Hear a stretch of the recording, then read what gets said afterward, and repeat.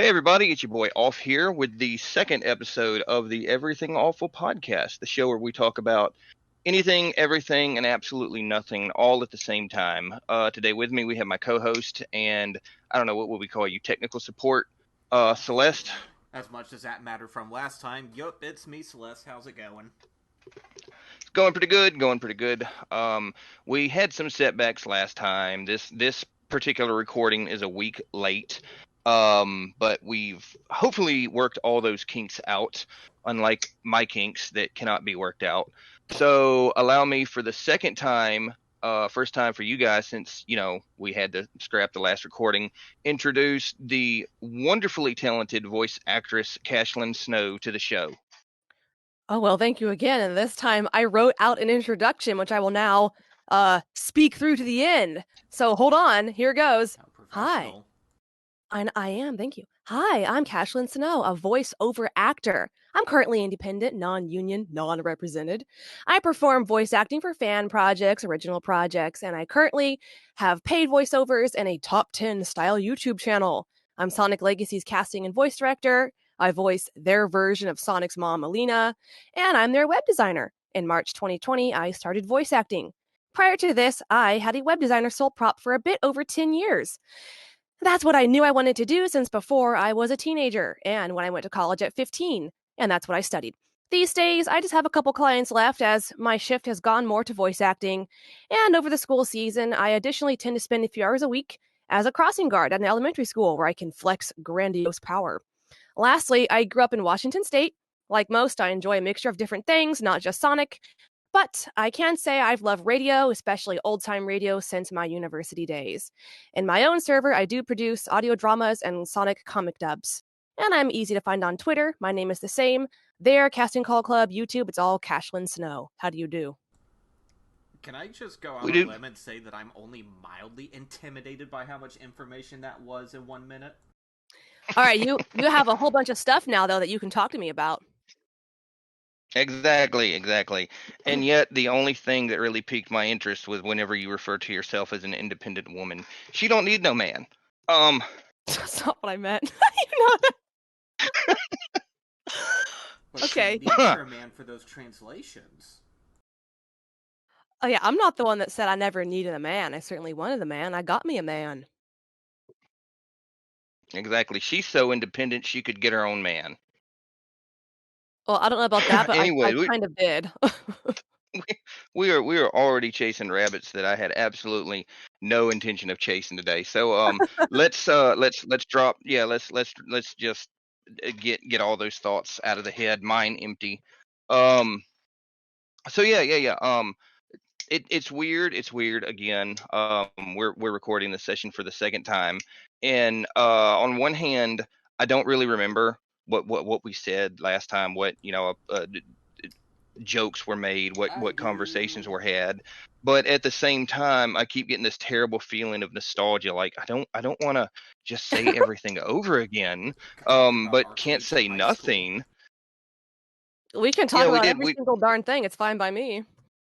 Yeah, I mean we've got at least an hour, longer, less. I mean we don't really have a set limit here, but we're rambling at this point. So let me just, I guess, start the conversation off talking about your voice acting. I know that's one thing we discussed. That's what I introduced you as, is a voice actress. So why don't you retell us all about that? What got you into it? What kind of projects you work on? All that kind of fun stuff. Oh, sure, I can do that. Well, like I said, I started in March 2020, and I don't count imitating Princess Peach when I'm 8 years old, as voice acting. I mean, like, I went to look for projects and put demo reels and things together. So I kind of went crazy with that, and I was auditioning for lots and lots and lots of stuff for quite a few months. And then from that, you slowly build up your network and you slowly get into better and better stuff.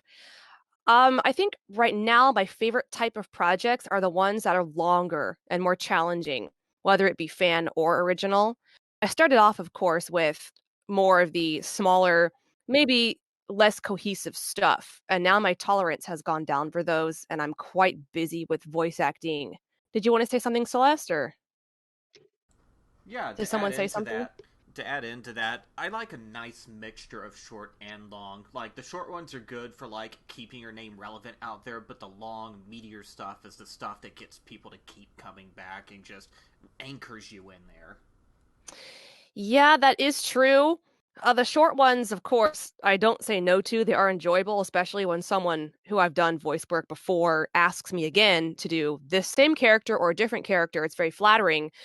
But I'm I'm looking for them all, but I'm specifically more like interested when I know it's going to be a longer project that seems to be put together well because they are more challenging. And it also shows if you can stick with a project, excuse me, for that longer amount of time. So, for instance, a short list here I have would be like my longest one is Rebirth, the Rebirth webtoon by 69 Michi. That's on YouTube and on I forget which webtoon website that's on. Haxor is like a 30 something episode dub, and I play this really evil kind of older lady who's trying to stop these like cyber hackers and all this stuff, and she gets what's coming to her later. She's a very dry person, like nothing impresses her. Um, in Rebirth, though, I voice a mother and a creepy younger, like teenage girl who seems to intimidate everyone, but she looks cute. She's one of those like characters where she goes, "Oh well, he doesn't look that intimidating to me. Leave him with me for a few minutes." And then they get in the room with her and then it's like, "Oh no."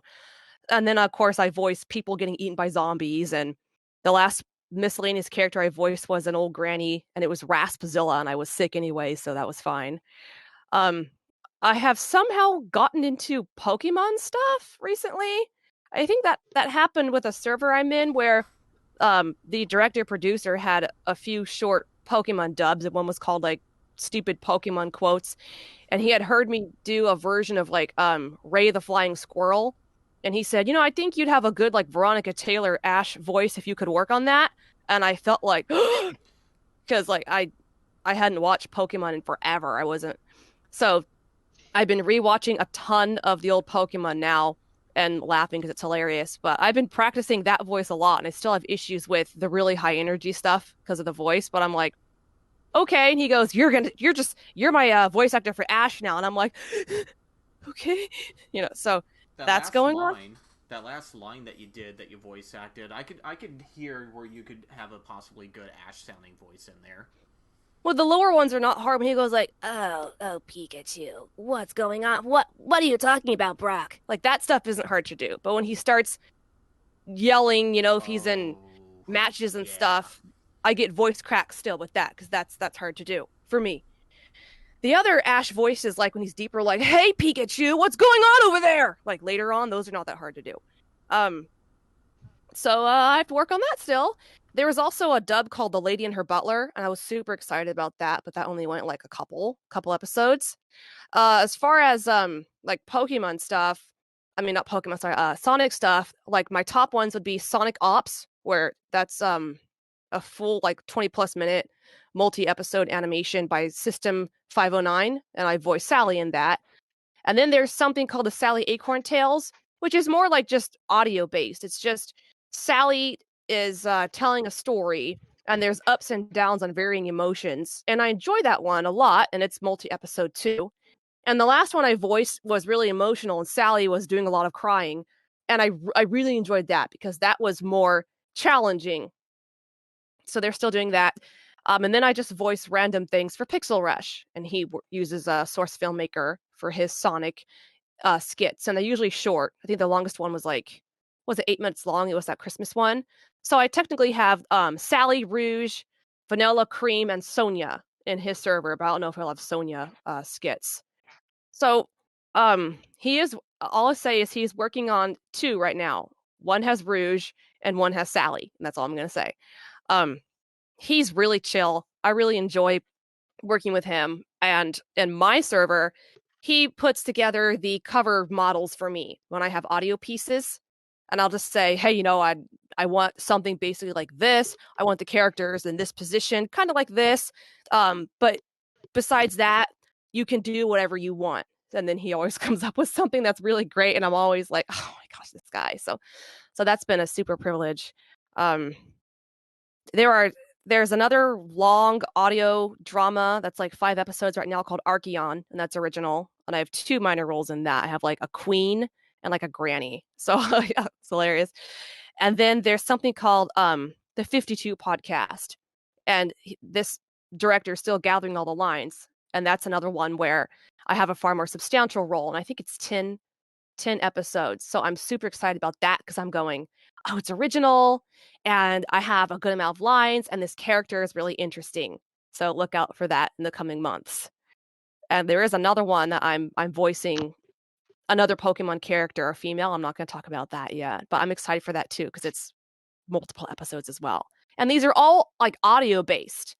So I remember telling Off last week that it'd be so cool if a voice actor could get into like an animation thing, like how Pixel Rush does or Sonic Ops. But those are far more like rare as far as you may see a lot of them around, but a lot of them sadly pick up and then they drop off and then nothing gets done. So ones that seem to just be audio based with the sound effects and the music, those ones seem to get done. And I'm cool with those because I'm really on the out, like I'm trying to get more long original stuff, no matter what the format is, if it's done well. And I feel like if I got approached by like an agent and they wanted to see some stuff I've done, I could be like, oh, there's this, and there's this, and there's this. So I could show off those, for instance. You have a comment off? Just listening. Didn't want to interrupt or anything like that. Yeah. It sounds like what you're discussing. You're doing more radio dramas. Is that still what they're referred to as? When it's audio only, there's not really a lot of visual media or anything like that. Um, but yeah, I mean it's good to be on projects that last and actually get stuff out, and that's Mhm. something that doesn't just affect voice actors, I guess. I mean, there's a lot of artists and writers and stuff like that. So speaking from personal experience, let's say you're a writer working on a project and write a script for a comic. Well, your writing could be held back by, if the artists don't produce, or Mhm. say you write 4 scripts and they get the first issue out and then the project goes under. Well, it's like, well, now nobody's going to get to, see any of my writing. So it's like, that talent doesn't get out there. So yeah. I guess that's totally understandable that you would rather want to work on projects that actually come to fruition, because if the project doesn't get off the ground and doesn't produce, then you're not really getting any exposure from it. Mhm. So it basically amounts to wasted time. And wasted time is time that could be spent on something not wasted. So nobody wants that. Yeah, and there have been so many projects, not just for me, but for like the other voice actors I know that they just like they vent about it. And it is frustrating. I just kind of like I told you I know last week too that I give those kinds of projects like next to no time now. And when I started out, I would be all hyped up and be like, "Oh, I've been casted for like 10 roles. This is going to be great. Like they're going to have a script and they're going to send it to me and then like maybe a few months will go by and then like they'll pop out this thing and it'll be done." And like none of that ever happened. And the most disappointing project I was in had a mixture of like Sonic and Mario characters in it, and it was gonna be one of these cute little like sprite based kind of visual animated things for telling a multi episode story, and it was going really great. And me and a bunch of others, we sent in like all of our lines for like all like what was it 8 or 10 episodes, and then like a bunch of time went by, and then eventually they were like, "Well, I'm sorry, but we have to cancel this because whatever the reasons were," and that hits way harder than if you get casted for something and go in a server and then wait a few weeks or a few months but really do nothing and then they cancel it. Because I was thinking, oh man, like me and so many others have really tried. We got scripts and we submitted all these lines and it's been many months and it seemed like it was going to get done and then it didn't. And part of that was what I understood. I could be wrong. What I understood was that like if they had someone that was going to actually put the video together, for instance, that person left, like you said, or I've seen instances where a couple people were brought on board to be storyboard artists, and they didn't even have to have a lot of like penciling skill. They could go and reference things online and put storyboards together. And one of the storyboard artists literally treated the whole thing as a massive joke and submitted basically a page of joke material. And when the producer asked them about that, they were like, "Did you really think that I could do storyboards? Like, the joke is on you." And it was like, okay. So things like that happen, and that's also, I think, commonly what happens in this like indie or independent or whatever you want to call this sphere where a lot of us are still working in, where it's all this pro bono or unpaid stuff, which doesn't necessarily mean the project is not going to be legit, but the trend seems to be teenagers, or I've even come across like children that want to put together projects and they don't know what they're doing. And I don't get involved in many of those anymore, especially if I see that they don't know what they're doing. So, and like even the other day, I showed this to Celeste. There was a person that approached me and they said, "Hey, you want to voice act in my Sonic project?" And I said, "Maybe." "Oh, like what's it about?" And they didn't say anything for about 20 minutes. And then what I was trying to do was to get this person to be like, "Oh, she's prompting me.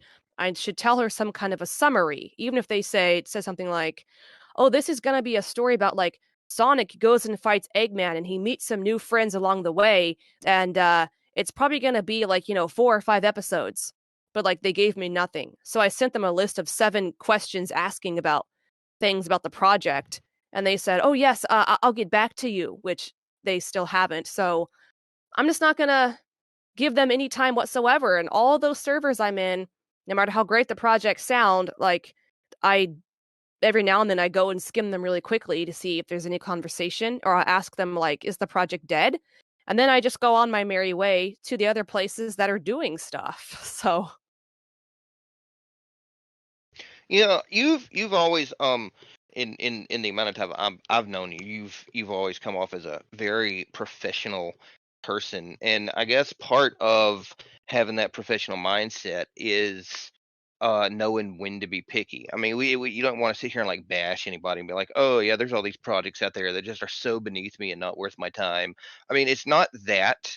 It's just that an artist, as a professional, as somebody who has a skill, has a talent, you have to be you have to be particular about who you invest your time into, like we mentioned just a little while ago. You don't want to spend days, weeks, months recording for this one project and then find out, well, we're not really going to go through with it.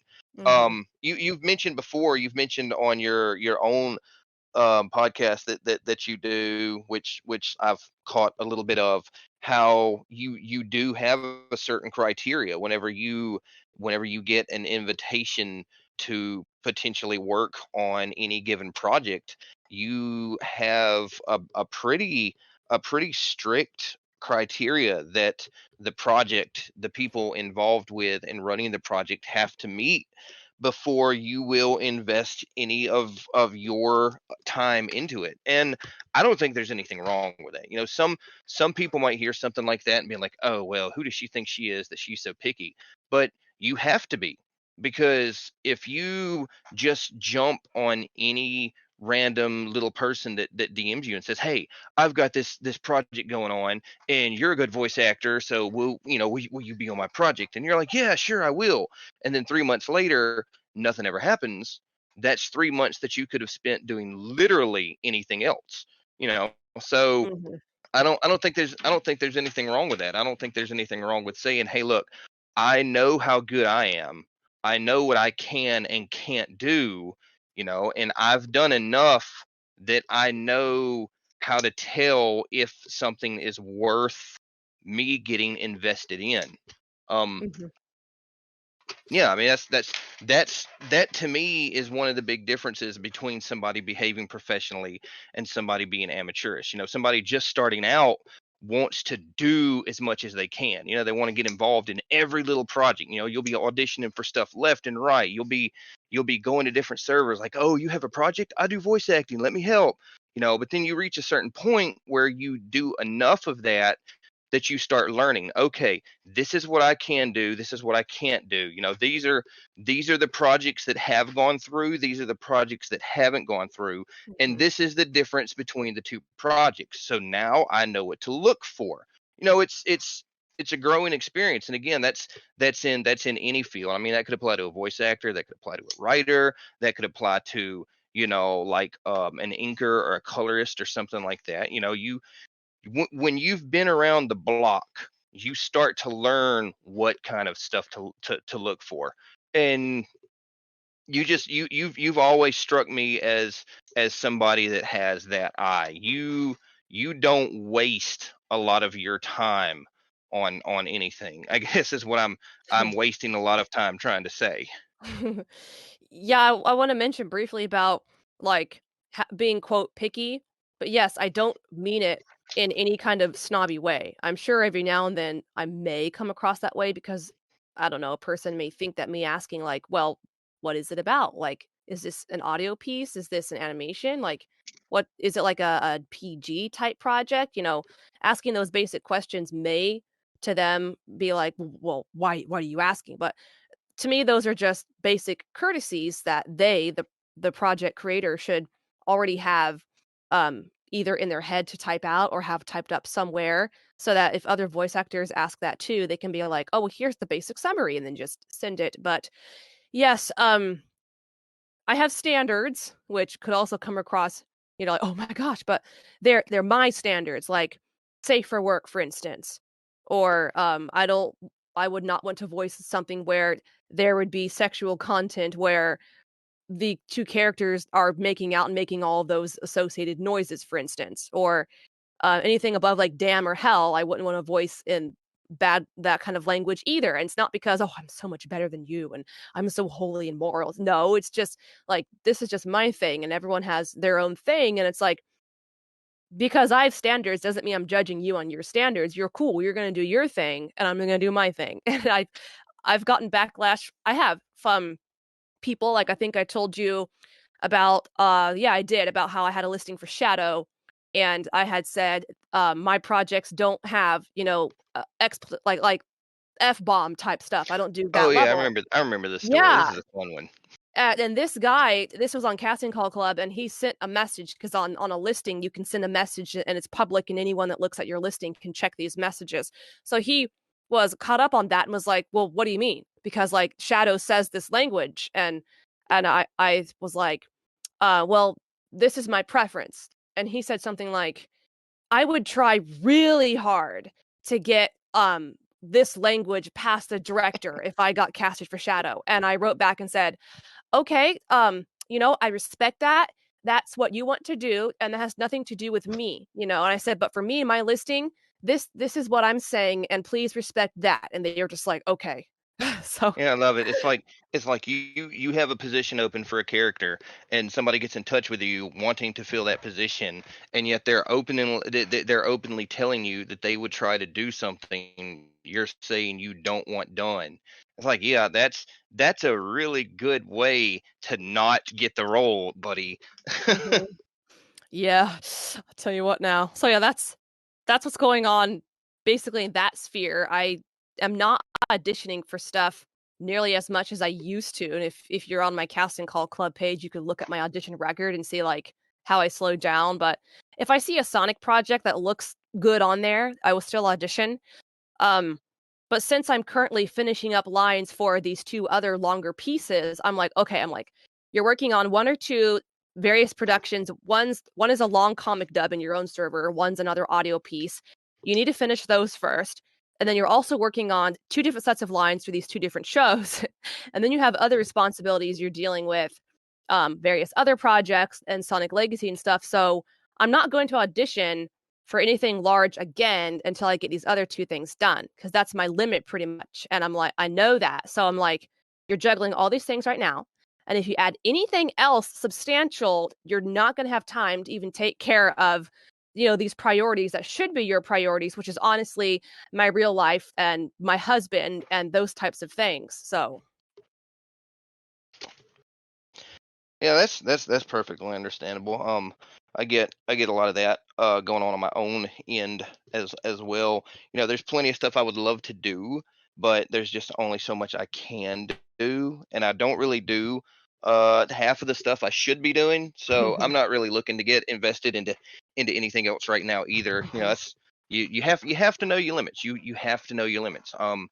A lot of time people try to put too much on their plate, they get burnt out, then that's how projects don't get finished. That's how people I've seen lots of artists who go really super duper hard for a couple weeks, a couple months, and it's like, oh my god, I'm just so tired, I'm getting out of this.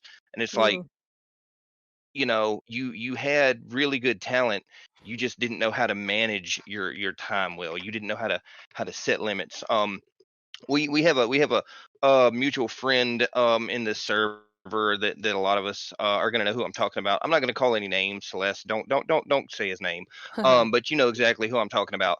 Who works like a machine. This dude does Oh, art commissions. He'll do 20 freaking commissions a week, and he yeah. does them.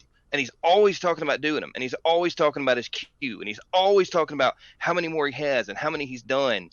And he does twice what I've ever seen anybody else Mm. done, but he's always trying to do more. And a lot of us are worried, when we see him posting like Mm. this, we're like, dude, you're gonna burn yourself out. You're gonna Yep. you're gonna give yourself an aneurysm one day. And some people, like, 1% of people out there can do that. But for a lot of people, you can't. People get too much on their plate. It goes back to talking about what distinguishes a professional from an amateur. An amateur tries to do everything. I've known several young kids, teenagers, who were involved with multiple projects all at once. Oh, I'm gonna draw for this fan project. I'm gonna draw Mm. for that fan project. I'm gonna do a comic. I'm gonna do this. I'm gonna do my own thing. Only, and then again, you got to consider, you have home life. Adults typically have jobs. You got to pay the bills or whatever. Mhm. Younger kids, younger teenagers or whatever have school so many months out of the year. We've all Mhm. been hit by the pandemic lately. So, there's all this other stuff that you have to put into consideration whenever you're trying to decide how to distribute your time, because we only get 24 hours in a day. Um, Yeah. and those hours run out really, really quick if you're not paying attention to them. It's a juggling act. It's like, me. I've got kids up the hill. I've got a family. I've got a full-time job. And personal experience, I've had people honestly try to bring that up before. Oh, off, he does all this other stuff. He's a bad parent. It's like, I take my kids to the park all the time. I'm up the hill with them. I've got two younger kids. I've got one teenager that lives with me. My oldest son actually doesn't work with me, but he works with me, so I still see Mm. him every day of the week. And it's like I don't I don't really uh, I'm not even sure where I'm trying to go with this. It's like I have to separate Mhm. my hobbies, my fandoms from my non fandom life. Like you said, you've got a husband. You do stuff other than talking into a microphone and recording your voice. You have a life outside of what me and Celeste or anyone else sees you.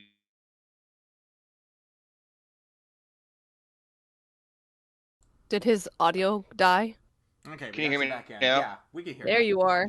No, no, no. It's the internet down here. The internet blinked out for a second, and it just threw me off of Discord. Good times. Yeah, and Hey, I don't know what I would do if I could just sit down and and talk into a microphone for an hour straight with nothing going wrong. It's very um, unlikely. this is kind of random, but Celeste, do you have the original Team Rocket theme memorized? Unfortunately. I mean, anybody that's ever watched an Yeah, episode of it's Pokemon only drilled had into your better have head it every recognized. episode. Yeah. Well, Where are do we you? going with I this? where we're going with this is I really want to do it with you. Oh, you're wanting me to just improv voice act. Yes, you can do James. We don't have to do Meowth at the end though. I mean, I could give it a shot. I mean, you kind of caught me unprepared there. Well, I mean, I haven't really warmed up anyway, so. I mean, I've been Okay. looking for an excuse to get back into voice acting, so I guess putting me on the spot's probably the best way you're going to go about doing it. Watch me forget. Okay, so she goes, to protect the world from devastation. To unite all peoples within our nation. To denounce the evils of truth and love. To extend our reach to the stars above.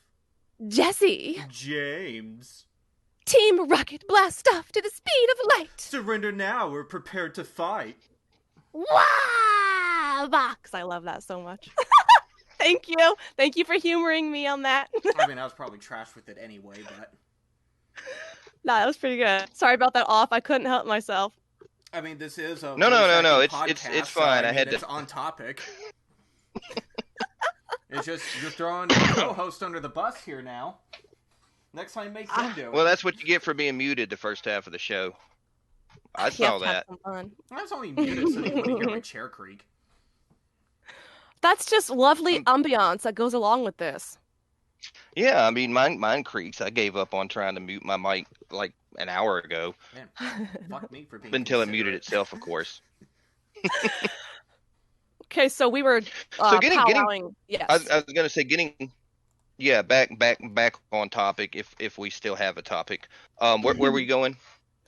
We were just talking about what separates amateurs from professionals, but I can add one thing to that because I recently took Nancy Cartwright's what do you call that? Like the master class she has with her like 14 videos, which that was a fun class. But she said like she used to think that a professional, and she's of course talking about voice acting, that a professional voice actor was someone who was like, I'm making lots of money doing this now, like I'm paying all my bills doing this. And that can be, of course, one or maybe the most, typical expected way someone defines that. But she said to her, a professional voice actor first is someone who knows their stuff, shows up on time or even earlier because they know they have to do audio checks and see scripts and talk to people, but especially a person that listens really well and does not just what they're told, but exceeds that. And they leave all of their baggage and their personal life and all of that at the door. And when they go in, they're there to do the voice acting and to be the character. And that's all they are right there. So pretty much the opposite of me. I don't know. I didn't say that. I didn't hear anything from Celeste. He's muted again. I didn't have any input on that. I'm sorry. I cannot confirm or deny these allegations. Yeah, no, that's definitely words to live by. I mean, I'm sure she was speaking of and to voice actors, but that same logic could be applied to anything. I mean, if you just work a 9 to 5 job, I mean, the same thing applies to that. The people that get promotions, the people that get raises, the people that work at the same place for 10 years without getting fired are the ones that show up acting like, they are there for a reason. It's an old saying that I've heard in a lot of places I've worked at. I'm not here to work. I'm just here to get a check.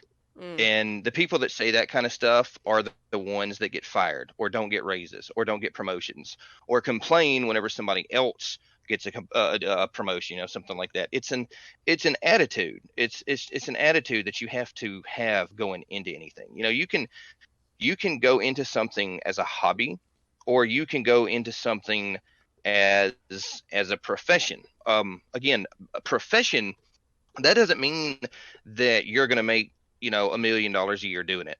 I'm sure you've made your share of money with your talent, with your voice acting, but I also know you even mentioned it earlier. You do a lot of stuff pro bono. You do a lot of stuff for free. I can specifically mention the Legacy project because it's a fan project. It's a fan comic. We have some audio stuff. We dub the comics, that kind of stuff. But everybody working on that project is doing it completely free. Like nobody gets paid for this one. it's been a point of contention with other people outside the project in the past. It's like, oh my God, you don't pay your artists. It's like, yeah, and they still do a super duper job anyway. And it's never been argued Who'd have thought? either. Yeah, it's something. Yeah, it's never been an issue. We've never had people in the group be like, oh my God, you have to pay us. But it's a different mindset. Between people who still go above and beyond. We can mention that one artist who's working on how many different issues now, Celeste? 3.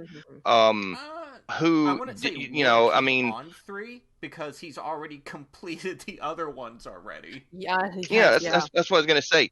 And he fits that description that you gave, that you mentioned from the other person to a T.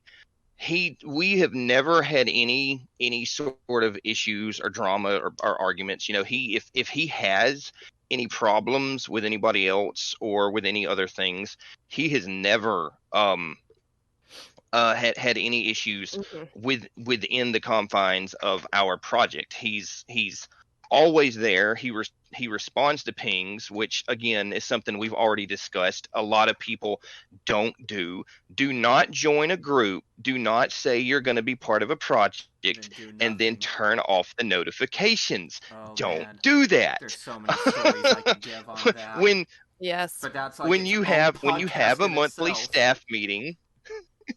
When you have a monthly staff meeting and it gets mentioned every day for a week, don't wait till the last minute to go, oh, I won't be able to make it.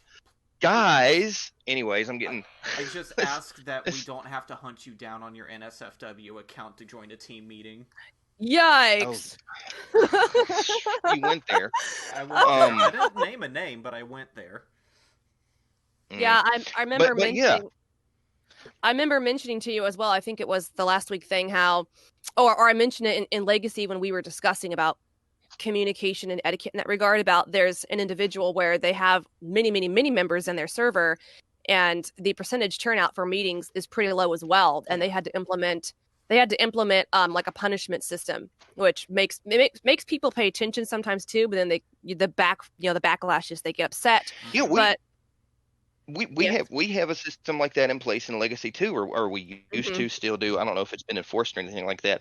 We have actually had to de-roll people before. We have had editors, we have had admins who would not respond to pings. We had entire issues waiting for specific people's input, and these people were not giving input. Now this is going on the whole time. This is going on, and this is multiple people. I'm not talking about anybody specific here, so I don't want anybody to catch wind of this video, be like, oh, look it off, he's talking about people again. This applies to multiple people who have been in this group before. So this is not me talking about any one event or any one person or whatever like that. But we've had multiple situations where we've had artists or admins or editors or whatever who are constantly blowing up their own social media, talking about how professional they were. And, oh, I'm applying to all this different stuff and I'm doing all this other stuff. I've got my own comic. I've got my own projects. And yet these very people would never respond to pings, would go weeks, would go months. Again, we had entire issues waiting on specific people's input, and they would never respond. Now, Celeste joked about one specific person, so again, not naming any names, but I will use this as an example. We had an editor who did. He started getting more and more into his own stuff. Well, there's no problem with that. We've never said we had a problem with that. The problem is when you try to remain part of this group, you're like, yes, I'm going to be involved in this group, and you accept all this responsibility, but then you don't keep up with it. If you have your own stuff going on the side, the professional thing to do would be to say, look, guys, it's been great. I've loved being part of your project, but I've got all this other stuff going on. Again, it goes back to managing your time. Hey, I'm doing a bunch of commissions now, or I'm working on my own project, or I applied to this official comic company and I got a job working on this comic, so I just don't have time to help with this. We would all be perfectly fine with that. We'd be like, oh my God, congratulations. That's so Yep. cool. And that was always Just the keep in issue. touch. We'd love to see what you do. That was always But the issue. to not respond to pings, and then once it gets to the point where we as a group have to say, okay, this person's not pulling their weight, they're not responding to pings, we have to get rid of them. And then being like, oh my God, you got rid of me, and we could have talked about this, and why didn't y'all just it's like, dude, don't be like that. Yep. The biggest So thing I've so we've always complained about is taking like 5 minutes out of your day to just check pings. Like, if you have more than one Discord account, like, okay, sign into another account, even if it's just through a browser. Just see if you had a ping or anything. No one is busy enough where you can't take 5 minutes out of a day unless you have like a specific event come up. And usually if you have something like that happen, you would probably be announcing it saying, hey, I'm going to be gone because such and such happened. Mm-hmm. So there's no I think excuse. the one thing we stress more than anything, and Cashlin's been around for this, she's in this boat too, is communication is key. Communication is one of the most important aspects of any job, of any project. And that doesn't matter what you do. That doesn't matter if you're a writer, a voice actor, an artist, a musician, whatever. Communication is key. If there is anything going on which is going to keep you from meeting deadlines, which is going to keep you from completing tasks you've agreed to complete, letting the people in charge know ahead of time is so much more professional, and then until waiting to the deadline, waiting until they're like, okay, where is this thing you agreed to do, and then being like, oh well, here's a list of reasons why it didn't get done. I mean, that applies to, like, working. I've worked factory jobs like that. At the end of the week, you're supposed to meet a certain quota. Well, if you have a machine breakdown, you tell the boss right away, look, this Mm-hmm. machine broke down, we can't use this machine, that's putting us behind. Then they can get the machine fixed, and they can adjust the quota based on what's going on. But if you just wait until the end of the week and the boss shows up and he's like, why didn't you guys meet quota, and you're like, oh well, we had all this stuff happen on Tuesday, Why didn't you're you going to tell get me fired. Tuesday? Yeah, absolutely. Yes. I can generally say statements like, basically, what I think is going on from my experience is um, a lack of social awareness and a lack of willingness or a lack of understanding how to navigate that social space, whether it's just all fun or whether it's a mixture of fun and work, which is what most of us have. So it's a mindset thing. And sure, you go, a lot of the things I'm participating in are pro bono, and maybe because of that a person thinks it's not as important, which I don't agree with, but it's all constantly like a training field, and a thing can be like a pro bono project, but it can still be something very professional and very legitimate and very long term, where many people come and work together. And the whole thing about, well, I was getting too many pings on Discord, so I basically muted everything. Well, I'm in 100 servers, and almost all of them are in some form for voice acting or something I'm directly involved in. Like a couple, I'm like an assistant director in the like Project MP I mentioned because they tweeted about that. So it's a mindset where you mentally organize yourself, because you take yourself seriously and you take everyone else and their time seriously. No one can do it perfectly, of course, but you get into the routine where you go, okay, it's the week.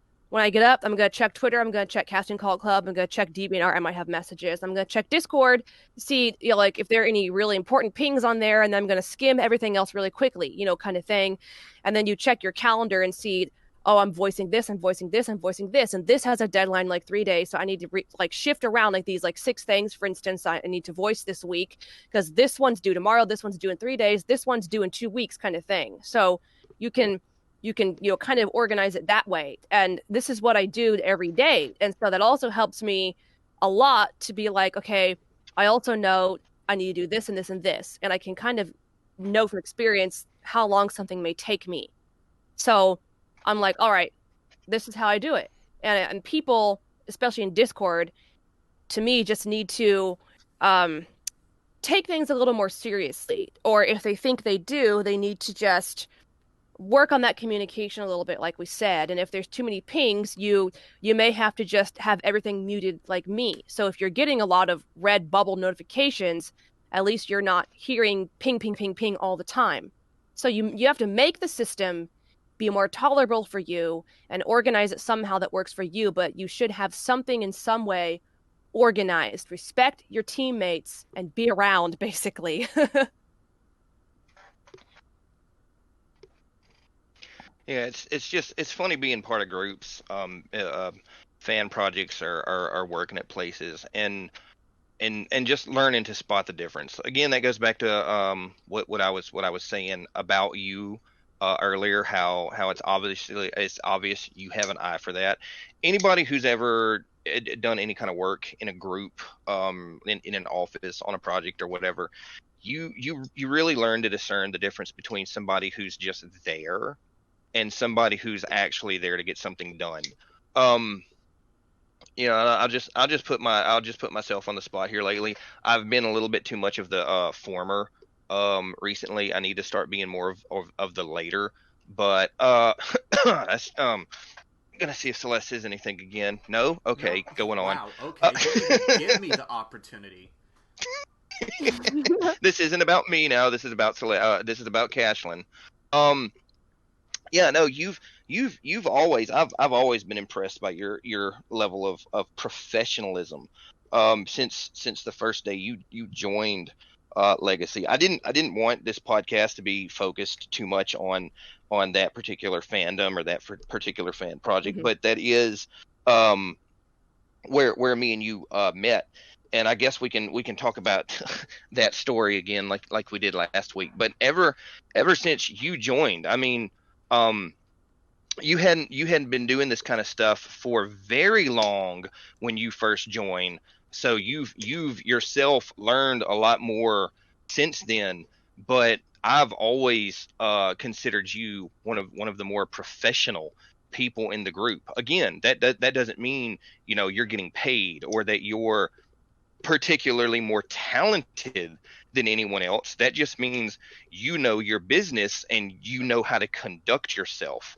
Um, that's why anytime we've ever had a thing, like whenever you joined the group, you brought up the web page, and Celeste was like, hey, this voice actor that we just brought on, she mentioned something about doing a web page. How do y'all feel about letting her do that? It's like immediate. It's like, yeah, if she knows how to do it, let her do it, because she definitely seems like the kind of person to know how to get stuff done. I don't think you're talking out your ass, as the metaphor goes. When you talk about something, it's obvious you know what you're talking about. When you say you're going to get something done, we can trust you to get that thing done. It's not one of those things where it's like, oh, we have this person and she said she can do web pages. Maybe she can, maybe she can't. That was never an issue. Whoops. It was more like we never really looked into having a website before then. Then we had this one person who's like, oh yeah, I got a bachelor's or master's in it. Sorry, I couldn't remember which one. I'm like, if you're offering free, I'll take free. And now Sure. It looks better than most of the official ones. That was my pleasure. Thank you for those words off. I think one of the most flattering comments we got about the website early on was someone said like they were confused and thought it was like a website for official Sonic something. It looks I'm gonna be mean here for just a minute. I'm gonna let myself be a little bit mean. Which one was it that it was getting compared to that people were making fun of? I want to say it was Sonic the Comics official website. That might have been one. I do remember that they had a very simplistic website. Yeah, it was very retro. And again, that comic's been defunct for quite a while now. So, that could have a lot to do with it. But again, the comparison was made. I do specifically remember that. I just can't remember which one it was compared to, that somebody was like, "Oh my God, it's so much better than this official comics website." And we're just all kind of like, "Yeah, it is." I love that chuckle you did, that evil chuckle. Hey, if someone on and again, you did that. Yeah, it's like again, that's something you did for free. So it's not like we went out of our way and we paid somebody $1,000 to set this website up. It's not like we we looked for a web designer to do it. You came into the group as a voice actor, and this is just another talent you had to offer that you offered to do that you did exceptionally well. Like nobody expected it to be done this good, and then you did it. And we're just all like, we're glad we found this chick. Where would we be without her? Well, thank you.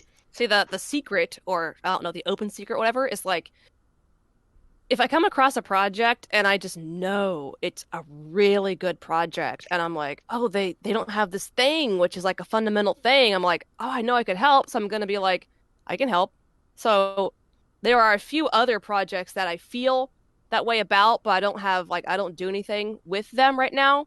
But other ones like Project M2, I approached them and said, "Oh, do you need any help with anything?" And they were like, "Yes, we need help here." So I said, "I'll do that." So I helped them with that. There's been a few others. It's not like there are probably more people with the attitude I have about show me something really good, and then I may be able, or I may want to help with something. But yes, I see the 5-minute warning there. Oh, I wasn't even worried about that. If y'all aren't, and then again, Celeste doesn't want to record, and so I guess he gets to tell us when to stop. It's just like keeping it to like a solid hour every time. It keeps expectations. That's good. Yeah, I guess. Wouldn't want to be like some podcasts that just run for 2-3 hours 4. or anything like that. You know who you are. We love you. I'm just making fun. Yours is 4. I would know. I watched the entirety of it. Wow. Well, since we're I had to watch the videos on 1.5 speed because there was no way I was going to sit there and watch an entire 3-hour video. Oh wow. Stamina. 4. Well, since we're nearing the end here, I can give myself a little extra pitch, where going way, way back to the whole like voice acting stuff, like what do you do, whatever. I tend to get roles as like teachers and moms and like middle-aged women and executive type stuff because I guess 10-year-old Pokemon masters. That kid is so dumb. So he was. I recently watched that one episode. Middle-aged professional women and 10-year-old boys. Okay, we'll try it again. So like I usually voice like women who are like 30 or 40 years old, and then there's Ash Ketchum over here, and I voice him too. So, but I recently watched that episode where he wanted to fight Brawly, the surfer gym leader, so bad, and he was like in the water in his clothes chasing this dude. And then he was like crawling under the sand and popped up, and I was like, "What's wrong with this kid?" One dimension there. But yeah, so I do voice kids from time to time, little girls and little boys, but everyone has a range, and my range, I guess, is more like the woman stuff. But in Sonic, I have roles, or I've had roles for Sally, Cream, Sonia, Rouge, Blaze, Vanilla, Takala, Wave, and Maria. And I actually have a very interesting project for Maria. And Rouge, I can do all 3 of Rouge the Bat. So, I mean, I could flex those voices a little bit. I mean, we're not going to stop you. Mecha says, "You follow ASO?" I don't know who you're. Well, I don't know who you're talking to, but most of us do. So, oh my gosh. I think that was a question in regards to someone earlier when it was talking about website designs. I think Sweet, when asking that, was asking if we were talking about ASO's website. I'm not gonna. I'm actually disappointed because I do pimp this show before it gets to it. And we have a whole channel dedicated to questions and answers, and nobody asked any questions. I'm so upset about that. Maybe one day in the future we can have you back on after we get more listeners and more people interested. Because it's always easier to have other people ask questions than have me ask questions because I don't know what to ask. I'm just like, hey, I'm just here. I want to listen to other people talk about themselves for a little while because God knows I talk about myself enough. But like if other people have questions, oh yeah, now somebody's going to post. I see what you did there. I mean, we're not going to stop you from asking. We still have a few minutes left. But yeah. I completely forgot what I was going to say. I was going to flex voices. Oh yeah. The Rouge. Go ahead. The Rouge thing. Okay, well, first I have to do, like, I haven't heard Ash Ketchum's mom in the super duper recent stuff, but every time I hear her voice in the older stuff, I'm like, she's not a person. she's just mom because it's like the most mom voice ever about like, oh Ash, I wash your clothes for you. I know you're gonna go on your next adventure. Don't forget to brush your teeth, honey. And I'm like, oh, this Remember woman. to change your underwear I every know, single day. mom. Every time, yeah. So there's her, just the mom. But then I guess I'll just go through. Okay, so Sally, I'm not really warmed up, but whenever I start voicing her, I always do that one. I think it's from Sat AM where she goes, "Oh, the funny kiss like this," and then she the one where she was an android, it was an imposter, or the one where she goes, "Oh, really, Sonic Hedgehog," when he tells her how her kissing is not really that good. So it's just like I don't know. I'm Sally Acorn, and I'm a princess, and I'm great and everything, and I'm the leader of the freedom fighters. So I seem to be voicing her a lot these days. And then Cream, her obnoxious little voice is just the typical like, "Oh, Mr. Shadow, you shouldn't say those words. Those are so mean. Be nice to Mr. Sonic." Or there's that one Sonic Heroes line where she goes, "I miss Chocolate Joe," that kind of thing. So, Sonia, my most recent piece, plug here for Restless. I enjoyed that one because she basically bawled all over the place in a rage, but I'm not gonna do that. It's just basically like, "Ow, Sonic! Ow! You just don't know what you're talking about. Girls have to have culture in class. You're just a barbarian." That kind of thing. She's kind of a snot. So, yeah, Rouge. There's I don't try to do any perfect impression because I'm not an impressionist first. I'm a voice actor. But the one I tend to do the most is where she goes, "I got it. I'm ashamed to call myself a treasure hunter. How is that? Perfect? Like me? Mwah, it's my emerald. What are you talking about?" So that's that one. And then there's I love that line in Sonic X where she goes, My, you and me together. I wonder what that'd be like. And he's, Knuckles is freaked out. So that's that one. And then the most recent one, the Strassman one, there's that stuff she says in the game about like, "Oh, thanks, Big Blue. I've never been stolen before. Wait a minute, you're not like the Sonic I've seen before." So there's that one. Blaze, Blaze is just kind of a theme on my Sally, but higher pitch, like, "Oh, Silver, what are you talking about? Oh, I'm the princess of the Soul Dimension." That kind of a thing. Vanilla is basically Cream but lower, like, "Oh, Mr. Vector, are you coming over today? I think that we were supposed to spend some time together. Watch your manners, Cream." That kind of thing. Chakal, she has two different types of voices, but I tend to go for her like unstable kind of one, like, "Oh no, there it is again. It's chaos. No!" That kind of thing, because her voice does a shake thing. So there's that. And then Wave is kind of pitching up and being sassy, like that line when she goes, "That's what I said. You suck. SUCK. Suck." That kind of thing. And Maria is just breathing up, kind of like, "Oh, Shadow, isn't Mobius so beautiful? I would love to go there someday." So there's your little flex there. That's a lot of damage. Well, we've hit the Maximum 1 hour flexible. mark. Yeah, just a few more minutes here. I know what I just posted, so let me ask something real quick. We actually did get a question. We'll address that here in a second. I was gonna ask, when you do voices of certain characters, particularly Rouge, that's the one I would say you're probably most known for. After that would probably be Sally, but like your own videos, you usually have a Rouge background. So you do a lot of that. When it comes to voicing characters like that have had multiple voice actors over the years, that's something you differentiate from. Is there's a difference between a voice actor and a voice impressionist. So you don't actually consider yourself an impressionist. How do you normally go about deciding what to sound like?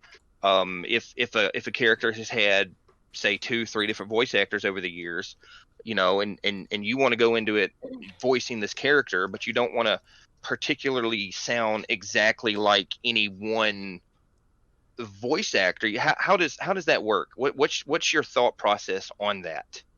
Well, there's a certain amount of imitation that does go into that. Some people will try to be an impressionist or imitate the voice as precisely as they can, because when you get into a project, sometimes the project lister will want as close as possible. But outside of that, you listen to it, and if you listen to it and go, oh, this is definitely Rouge or this is definitely Sonic, there's reasons why you listen and think that, because there are personality and characteristic traits of these characters, and then the term is their legacy characters because they're established somewhere. They're not original. So Rouge would be one where she's varied a lot because of her voice actors. Sonic is also one that has varied a lot. So, Rouge, they say she's sultry, she's independent, she's suave and she's sly and she flirts, but she doesn't commit anywhere. And she's a thief, and you can look at the way she dresses and you know her mannerisms and the way that she walks and her expressions, because we've seen that in the games and stuff. So there's this idea of her. And so if you go in, you're like, oh, hello, I'm Rouge the Bat. Like, that could probably even get you casted as Rouge in some places because it's lower and sultry sounding. So, like I said, when you listen and go, this is the character, there's potential there. But at that point, you're acting as well, the character. If you just sound like Rouge when you're talking, but you don't really do like anything else that she does, this is kind of boring, versus, hey, boys, I'm Rouge. Do you have my jewels? So there's, or like when she talks to Sonic, sometimes the way she says blue, like you could say blue, or you can go, hey, big blue, like, and do a thing with your tongue. So there's traits that you study, and then perhaps a certain amount of imitation that goes with that. Sonic, of course, is the same way. Although another approach is, when I audition for Rouge, I go ahead these days, and if they don't specify, I audition for all three, quote, types, while maintaining, you listen to them all, and there's some things that are the same because this is Rouge. Like, if you listen to someone voicing Sonic, there definitely are variations, but I can listen and go, yeah, this person may sound like Sonic, but not really, because the impression is there, but there's nothing else there. Like, there's no sass there. There's none of this, like, bantering wit that goes on. There's none of this snottiness that he does. So honestly, I think it's a mix. It's a mix of that, but get their personality down when you're voicing them, and then it will carry, like, you'll be more convinced when you're listening to it versus only a flat impression, if that helps at all.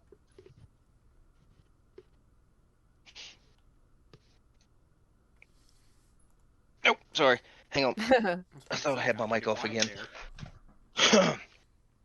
Yeah, no. It's just it's interesting to hear from a voice actor how one would go into doing something like that. You mentioned people that voice act Sonic a lot, and I see that in a lot of different fan groups. People are like, oh, I'm voicing Roger Craig Smith Sonic, or Jaleel Sonic, or whatever, because they're trying to imitate a particular voice actor, as opposed to, like, just saying, okay, well, here's a take on the character. Yeah, Mhm. like the Sonic that we have for Legacy, I've been told doesn't sound like any particular other voice actor, but people have still said, but it's a good Sonic. No, we haven't actually tackled that question. Let me get to it real quick. Okay. The only other question that we had comes from Nine, who, if everybody knows who Nine is. He's another one of our members of staff, our writing editor, actually. He says, question for Cashlin: what is the most frustrating project you've been a part of? Like, when you want to just be done with it, but your professional pride refuses to let you quit. Oh man. It is a good question. Oh gosh, there's been so many that didn't work out that I was frustrated with. Ooh. One, I think, and this is one I referenced earlier, that ended up ending anyways, and I was frustrated, but I felt like at the same time, like, oh, fine, which was everyone got casted in this project, and like several months went by, and then the producer, who also was the script writer and a bunch of other stuff, was like, oh, I think I got too ambitious, and I need to cut several characters out of this script. And it was like, I felt like, are you joking? Because that was very unprofessional. And then on top of that, they uncasted everybody. Like the people that had been casted with characters that remained in the revised script didn't get to keep those characters. Everyone was just uncasted across the board, which was very confusing and frustrating and unprofessional. And they wanted all of us to go back on a new listing to audition. And so everyone did that. And I went and did it because I felt like, okay, that's it. I auditioned and got a role to begin with, and then you uncasted me. I'll show you. I'm going to get back in this project. So I got some more roles after that in the project, but I felt like this is something you don't do, and to me it made an edge of hostility because everyone was like, oh, now we're all recompeting again. Now there's less fish, so to say, to catch for us, type of thing. And some people ended up getting casted for different roles than they had originally. And I also felt like man, X was cast for that originally, and then X auditioned again and didn't get it, but like A got it instead. And I was not okay with that. But all of these experiences have been educational about, I'm not going to forget. I'm not going to do this to other people, kind of thing. So does that answer your question? That project was very frustrating. Hopefully, because we don't really have time for any more. Better luck next yeah, year. I could see that would be a problem. It's like firing everybody and then being like, okay, we have less positions.